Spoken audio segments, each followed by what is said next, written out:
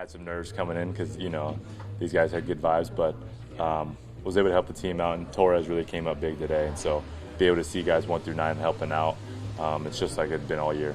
Just experiencing this environment, a sweep, the third sweep of the season for this group. Can you talk about what you are experiencing and how it might be different from when you were here last year, the year before? Yeah, I just think, the guys are playing loose. Like I've said it before, I'll say it again, they're able to be themselves. A lot of young guys in this clubhouse, and so for them to be comfortable, it's good for them. Maybe sometimes they're a little too comfortable, but it's all right. That's why I'm here to mediate it a little bit. I'm the old man now, but it's cool. And then when you got a guy like Stanek coming in, shutting it down, kind of bringing some energy in the dugout, we feed off of that too. And so it's been really good so far.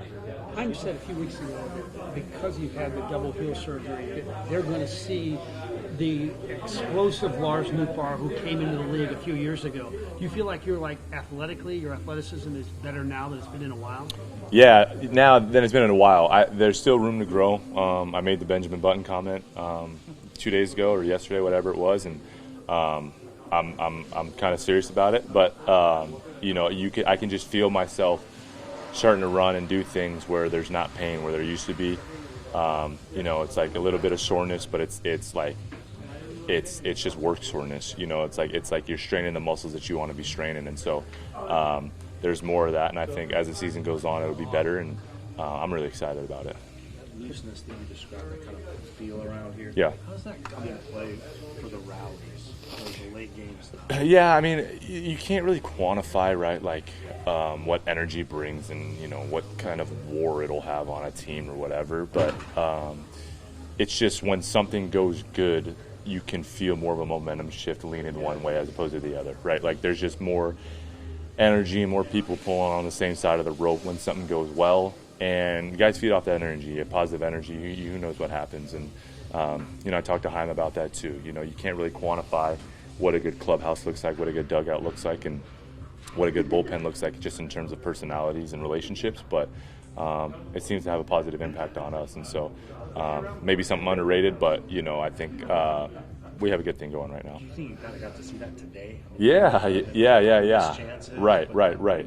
Yeah, exactly. And guys are excited in the dugout, and then we're all pulling for each other, and it's really fun. What about your manager, Ali Marmol, getting the All-Star nod, his first ever All-Star game at coaching with the National League? Is he? Yeah. I had no idea. Dave Roberts invited him to be on the staff. Oh, really? Damn, beat me. Congrats to Ollie, I guess. I'm kidding. No, I'm kidding. Good for him, man. That's really cool. I had no idea. This is the first time I'm hearing of it.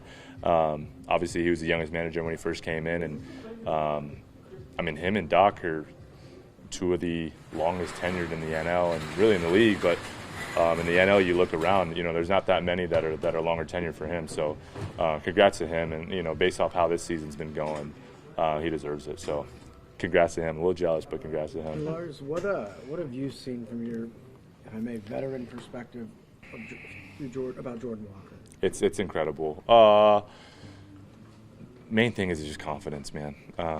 He's got people he trusts, and he's working on it every day. But just you see the swing and miss, and listen, that's part of his game, and it may always be a part of his game, and that's okay because he's 6'6", 298 pounds, and he runs like a deer. And so it's like if that's part of his game, that's part of his game. But when he hits the ball really hard, and he's not shying away from that. And so I saw him the week he was at home, and hit like 4 or 5 homers, whatever the homestand was, and you just saw when he was swinging, missing 0-0-0-1 or whatever it was, like he just still had confidence in the box, and even now, like he's doing the same thing and carrying it over, and it doesn't waver. And so when you get a guy like that's been kicked a little bit early in his career, like you become pretty numb, I imagine, to the scrutiny and whatever, the failure, and so could have been a blessing in disguise.